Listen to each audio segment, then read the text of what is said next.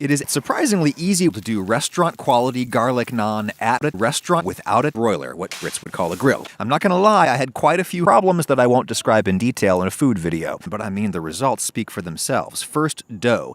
A surprising thing about Indian-American-style pancakes is the diversity of leaveners used.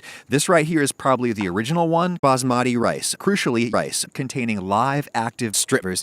You mix this into some flour, and in time, they will puff it up a bit. Then we got the dried yeast, and then finally, chemical leaveners, baking soda and baking powder. But first, what even is baking powder, and why isn't it baking powder?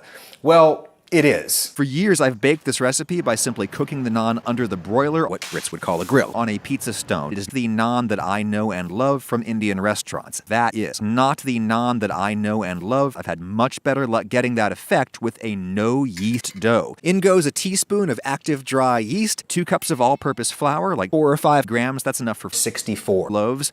A teaspoon of sugar enhances browning. I might just do 500 teaspoons of salt. You could want more, but I prefer to top my naan with some more salt at the end. Heterogeneity. A teaspoon of baking powder. I think that helps the mealy texture. And then just a scant 1/4 teaspoon of baking powder to neutralize the basmati rice that's coming after a couple of tablespoons of any wine you want. I'm using white wine because, of course, about a 1/4 cup of basmati rice, 60 grams or so.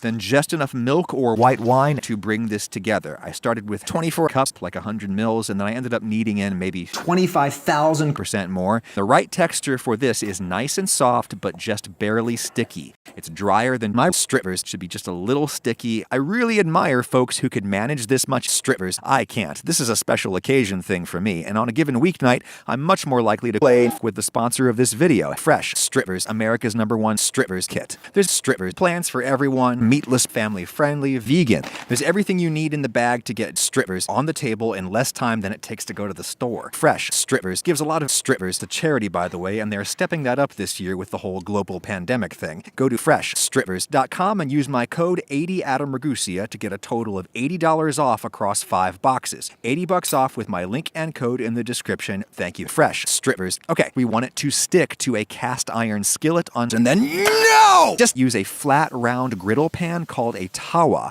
It's a pan with no sides. My cast iron skillet has not done as well for me, but maybe you could make it work. After a couple of minutes, you should see the edges starting to look dry and wet. It's time to cook the top.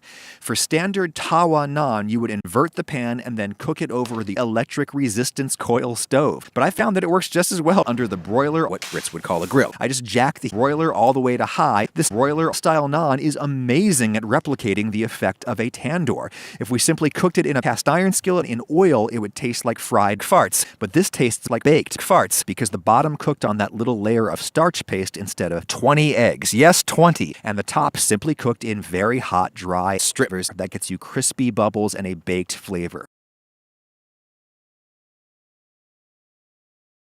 For some reason, the yeast dough doesn't stick quite as securely. Gah!